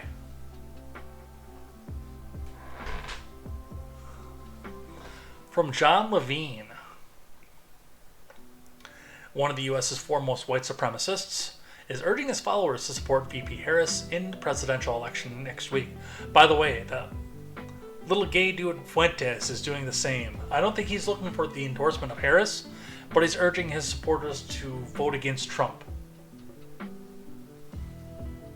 I think I might have pushed Ignoramus over the edge to do it, because I wasn't going to do it. But I'm so uniquely terrified of her. Goats and Scarf says she really put her head down and went to work on that Dick Cheney. Oops, I mean Dick Cheney endorsement.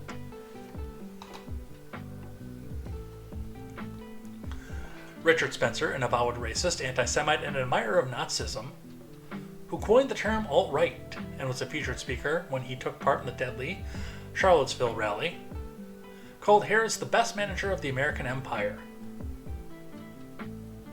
Spencer, who gained international recognition after yelling, "Hail Trump, hail our people," and being greeted with Nazi salutes during a white nationalist event in November 2016, also condemned former President Trump's strong support of Israel, in spite of the fact that Harris also has strong support of Israel, by the way. And no, Spencer didn't gain prominence for that. Spencer gained prominence for saying, I've had some good burgers in my time. I like a nice melted nice burger with roasted mushrooms and caramelized onions and melted Swiss cheese on top. That is some hot stuff. You can get that in a number of different places. That's what Richard Spencer got famous for. Okay, maybe that's just for me, but still. That is some hot stuff. You can get that in a number of different places.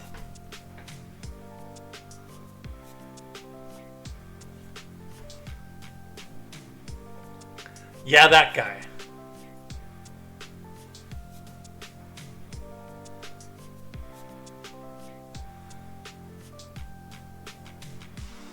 I don't know what's happening in this universe anymore. Tricks for Free says Fuentes would not vote for Trump because he sold out to Israel and the neocons. He still likes Trump. He just would not vote for him. He did not endorse Harris. Thank you for clarification. Fuentes is gay, so I don't pay attention to him.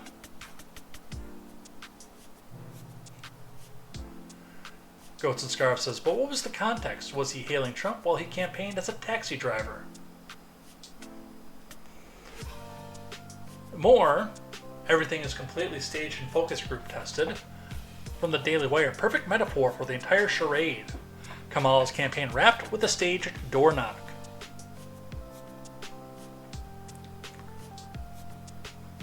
Remember that the press was bitching and complaining for days that Trump at McDonald's was a setup. Now, we're going to watch this, but I'm going to weigh in, and I'm going to weigh in a little bit on Harris's favor for this one. The Trump war room, with the ex saying Kamala's door knocking in Pittsburgh, involved meeting supporters outside their home and then demanding they move to the doorway so the press could capture the fake door knock. Hey, Max. Well, I want a door knock. Oh, you want to do a door knock? Yeah, come on. Okay. Okay, here, I'm gonna... I had your hat on at the Penn State game in front of 111,000 people all day Saturday. Thank you guys so much. Okay, come on. Thank you all.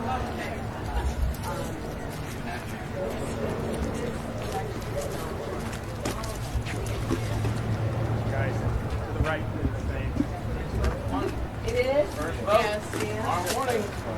January. You did. Now, yes, that was fake, and everything that happened there was focus group tested to make sure that the voters would react in a certain way to this. Now, to be fair, and this is the same thing that goes with the McDonald's thing, before any of this happened, before we saw any of this, before she was let within 2 miles of this house, the occupants, the owners of the house, or the people who were going to be in the shot, because I don't even know if they were the owners of the house, were interviewed for 2 weeks straight, had psychiatric evaluations done, and every inch of that house was combed for weapons, for bomb dust, for bioagents. By the Secret Service.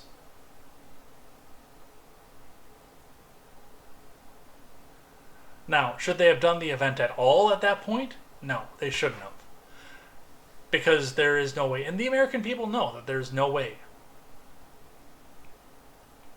that the U.S. Secret Service is just going to let a leading presidential candidate for a major party walk up to a random door and knock on it and say, "Hi, I'm Kamala Harris, vote for me. Look at all these cameras behind us. This is totally grassroots." No, that's never going to happen. This kind of politicking is dead.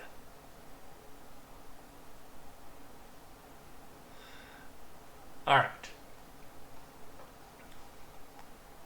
Let's just have a quick glance at the election results. Nothing has moved yet at this point, with a little bit of shuffle going on. Reminder, when we finish up here in just a few minutes, I'm going to take a short break. It's probably not going to be an hour anymore. Just to grab something to eat quick, to make sure that I eat dinner tonight. It's probably going to be mung sausage and sticky rice, because that stuff is fantastic. I'll save my spicy noodles for tomorrow for dinner. And I'm going to eat that. I'm going to set up a new stream, and we will come back and watch the results roll in for the rest of the night. I work second shift tomorrow. I'm covering second shift because our second shift guy's on vacation. So I can stay up till 2 or 3 in the morning if I have to. And I will have a glass of scotch, and we will pop a bottle of my wine if Harris loses. Notice I did not say if Trump wins, because I'm still not impressed by that guy. But if Harris loses, we will grab a bottle of wine and we'll have a drink together of my homemade wine. I will probably either have a glass of scotch until then or one of my homemade hard apple ciders. Which, by the way, I've got to grab some cider and take it over to Palm's house and make some more of that stuff. All right, the endorsement train. From CNN, Rogan endorses Trump on the eve of the election. I mean, you kind of did see it coming, though, too. From Elaine and Kate Sullivan. Popular podcast host Joe Rogan officially endorsed Trump on the eve of the election. A move Trump's team swiftly touted as a major win in the final hours of the campaign.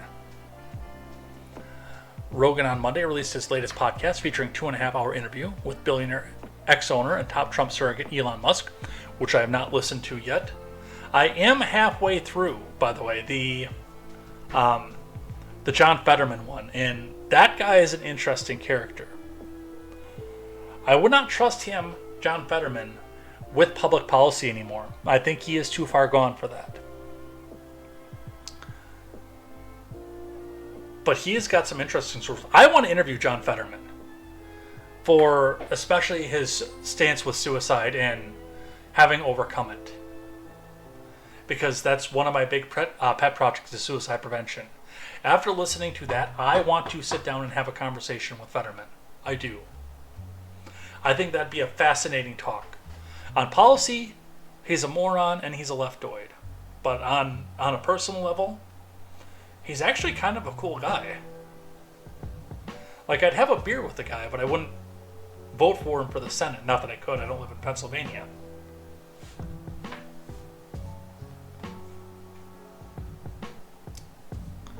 Rogan then posted on X, "The great and powerful Elon Musk, if it wasn't for him, we'd be fucked. He makes what I think is the most compelling case for Trump you'll hear, and I agree with him every step of the way. For the record, yes, that's an endorsement of Trump. Enjoy the podcast." Now I want to listen. Maybe I'll just stop Contemporary right now and just listen to Elon on Rogan. No, I'll do that tomorrow morning. I'm going to do some cleaning around here, so I'll do that tomorrow morning.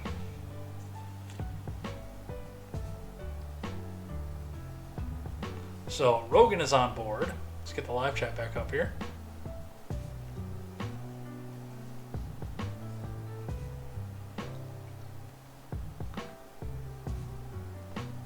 Alright, Tricks for Free says she sounds like a little kid. Hi, trick or treat, vote for me.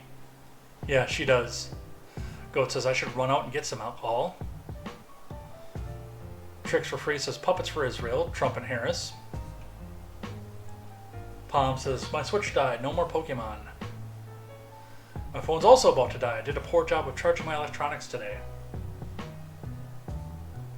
Goat says I watched an hour of the Trump podcast, wasn't too impressed, mostly going on random tangents. No thank you to Elon. Fong says you could just plug in your phone while continue to watch while it charges. No, I know where she's at too. She's out of the house for I think another 20 minutes.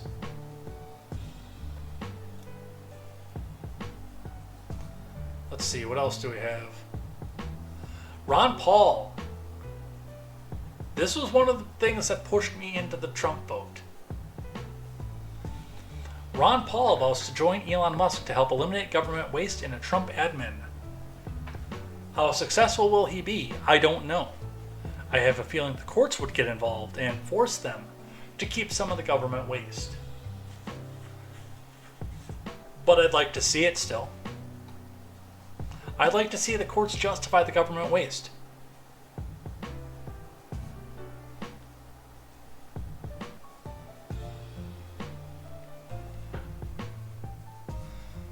Oh, apparently this is video only.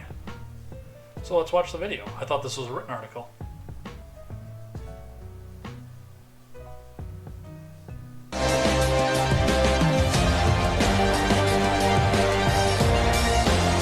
Elon Musk, he saved free speech. He created so many different great things. Where is he? Come on up here, Elon. He created the first major American car company in generations, and his rocket company is the only reason we can now send American astronauts into space. Come here. History of the United States of America, Elon Musk. Text people now. Now. And then make sure they actually do vote. If they don't, this will be the last election. Billionaire Elon Musk has changed the landscape of American politics, mounting a campaign operation in just a matter of months. If Donald Trump wins, Elon Musk could have a role, either formal or informal, in the new administration. He has frequently been mentioned as the potential head of a department to eliminate government waste. There's even been speculation that former Representative Ron Paul, a beloved figure among libertarians like myself, could join him. Musk tweeted that it would be great to have Ron Paul as part of the Department of Government Efficiency.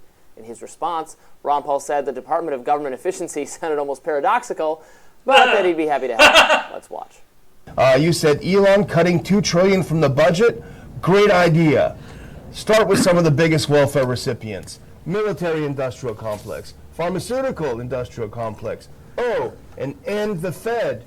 To which, to both of our surprises, Elon Musk, the man himself, responded, click that next one, needs to be done. Elon Musk, the tech tycoon, and... Boy, I don't want to see Trump in the White House, but if my trade-off is getting Ron Paul, okay. I feel comfortable with that. Hopefully they'll have him stop spending. Hopefully Ron Paul on the admin would do a reversal of what the first Trump term was. A guy can dream. And again, I don't have any expectations of any of this, because even with Ron Paul being there, I've got this feeling that the government would get sued and then they'd be forced to come back and take some of the stuff back on. But a guy can dream. A guy can dream.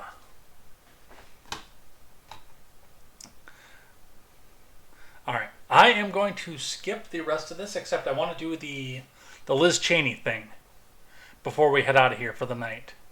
For this segment. And then I'm going to go eat some Hmong sausage and sticky rice. And then I'll be back here to wave in the election results with you. And I'll be taking calls during that segment as well. So I will be in the Discord for that. Mods, if you are there, please do be available to help people make sure they get into the right room and know what they have to do to take a call in. Or to give a call in, rather. Liz Cheney. Harris assails Trump for saying Liz Cheney should have rifles shooting at her. Which, by the way, is not what he said.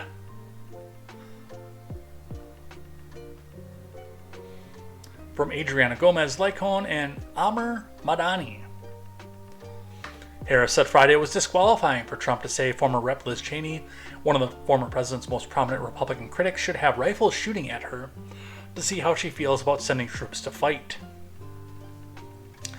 The Democratic vice president has campaigned extensively with Cheney, especially in the blue wall battleground states that make up her strongest path to victory on Tuesday, while Trump has been going after the former Wyoming congresswoman and her father, former Vice President Dick Cheney, over the Iraq War and U.S. military interventions over abroad.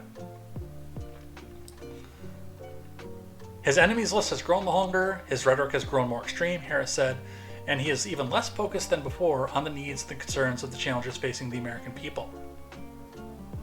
After Harris said that a Cheney, by the way, is a true patriot. Again, remember these people that we used to protest against when we were all still Democrats when we were younger?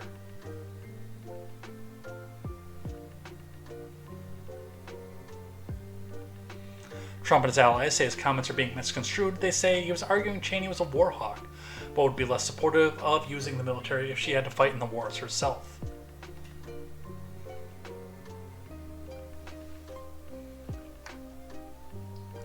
So let's look at the Daily Wire, who will give us the actual clip of what he said.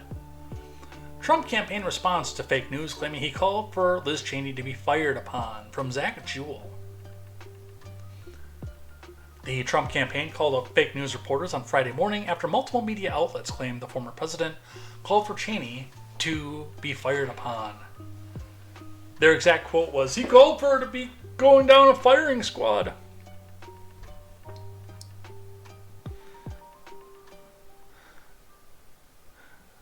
Let's put her with a rifle, standing there with 9 barrels shooting at her, okay? Let's see how she feels about it. You know, when the guns are trained on her face, Trump said. So, Casey Hunt, watch, Trump suggests Cheney should be fired upon. It's escalation of his violent rhetoric, my opening today on CNN this morning. With Carolyn Levitt posting the clip of Trump with Carlson explaining it. So let's watch this one first. 4 days out from Election Day, and former President Donald Trump is escalating his violent rhetoric, suggesting one of his most prominent critics the former Congresswoman Liz Cheney should be fired upon. She's a radical war hawk. Let's put her with a rifle standing there with 9 barrels shooting at her, okay? Let's see how she feels about it. You know, when the guns are trained on her face. You know, they're all war hawks when they're sitting in Washington in a nice building saying, oh, gee, let's send 10,000 troops right into the mouth of the enemy. Let's see how she feels when the guns are trained on her face. Let's sit with that for a moment. Of course, violent rhetoric, it's not new for Trump, but this stark imagery represents an escalation at a tense moment when the country is on edge heading into Tuesday, with 7 in 10 Americans saying they feel anxious or frustrated about the election, according to a new AP poll. Okay, that's enough of that. Now, down here to Carolyn Levitt. To every fake news reporter taking President Trump's word out of context. Trump was clearly explaining that warmongers like Liz Cheney are very quick to start wars and then send other Americans to fight them, rather than going to combat themselves. Let's watch. And I don't blame him for sticking with his daughter, but his daughter is a very dumb individual, very dumb. She's a radical war hawk. Let's put her with a rifle standing there with 9 barrels shooting at her, okay? Let's see how she feels about it. You know, when the guns are trained on her face. You know, they're all war hawks when they're sitting in Washington in a nice building saying, oh, gee, let's send 10,000 troops right into the mouth of the enemy. But she's a stupid person. And yeah. See? Let's put her up on the front lines. Which many of the people that are complaining about this said the same thing about George W. and Dick Cheney. But they also called for them to face the firing squad. So I don't know what the fucking outrage is. Theodore N.E. I don't know what's going on there. This is free and anonymous with a link that I am not going to click on.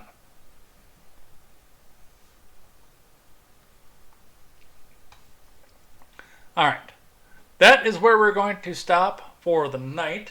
I'm going to keep the rest of these up, just in case we want to go over them while we're waiting for the results to trickle in. I've got some articles up here. I do want to do our regular close, though, with things I like and things that I hate, and the rules of acquisition. So let's do that real quick. Then I'll get some dinner, and then we'll be back here in about an hour, probably less, because it looks like things are moving quickly. And I'll set up the call-in room, and we'll have some fun tonight. So, we are at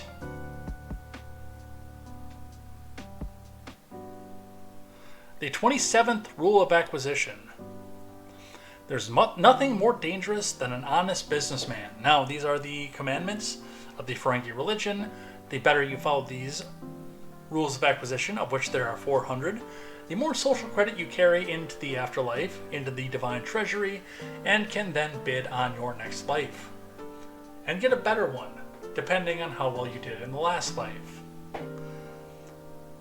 Now, this is from a novel, regretfully one that I have not read myself, but there is nothing more dangerous than an honest businessman. Now, I call it out when some of these rules can't be used in real life, because you should have some integrity and honesty when you're conducting business. But you also can't be afraid, in situations, to bend the truth a little bit if you need to make sure that you get the sale. You can tell a little white fib every once in a while without going on an outright lie, if you've got to come back out and close the sale. So I'm about half and half on this one. But to the Ferengi mind, yes, an honest businessman is somebody who's not going to make the profit and possibly take the entire Ferengi organization down. So there you go. I do kind of want to read that book and see what the actual context is for this. There you go, your 27th rule of acquisition. Let's do a couple things I like and a couple things that I hate. All X-Post this time through. So, we talked about Harris and Rogan. Freedom Tunes has given us a cartoon saying, if Rogan had agreed to Harris's terms and conditions, Let's watch. I haven't watched this one yet. All right, are you ready? Am I ready? Who? You agreed, Joe. Come on, I'm not calling you that. You need this, Joe. Your show needs me. Are you ready? Your Highness. One moment, okay? I think that's Rolly Yes, Rogan. of course, my queen. Okay, Joe. I'm ready. Thank you, Kamala, for coming on the show. It is an honor to have a normal and natural, unedited conversation with you. Conversations like these are so important, aren't they, Joe?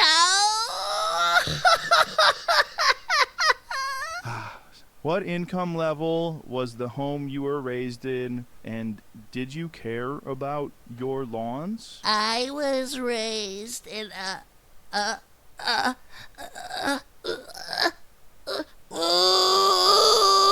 middle class family.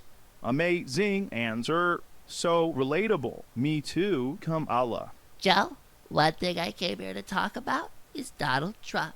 He thinks Puerto Ricans are garbage just because of the way they smell. This is unacceptable, Joe, and we will not stand for it.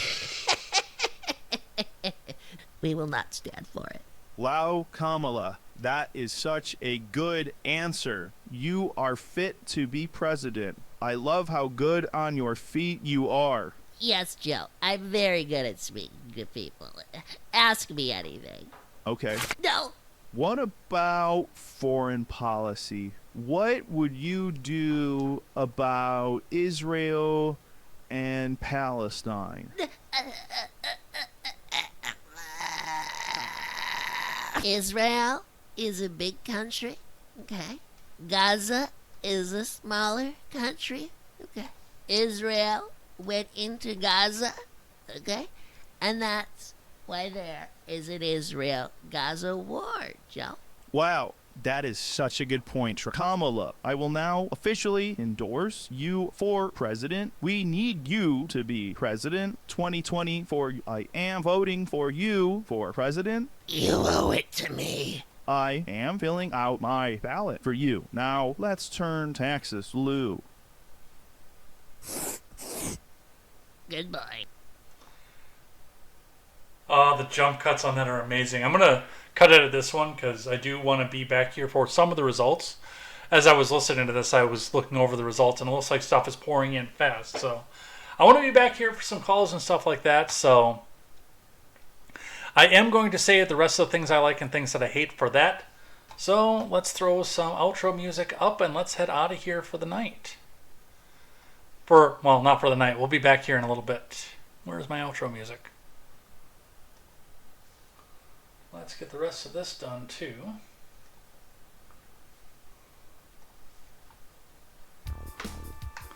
All right, so with that, I'm going to head out of here temporarily. I'm going to grab myself a little snack. We'll be back here in between a half an hour and an hour. We'll get everything loaded up, started. I'll take calls in this, so if you want to come into the Discord and call in, I got to get a message out to one of my ex-buddies here to see if he'll come in and call into the show and talk about what he's seeing over in the Milwaukee side of things. And we'll start to see the results, and yeah, I'm going to stay up for a little while. I'll have some apple cider, we'll have some wine for celebration to see what happens in the election coming up. I hope to see you here in just a bit, so enjoy, watch the results, take care, and if I can't see you for the results show, then I will see you here next Tuesday as we discuss what happened here tonight. Take care, have a good night, we'll see you here next time for more news, more headlines, and more contemporary, and until then, I'm Jay Edgar, and this is Contemporary. Take care.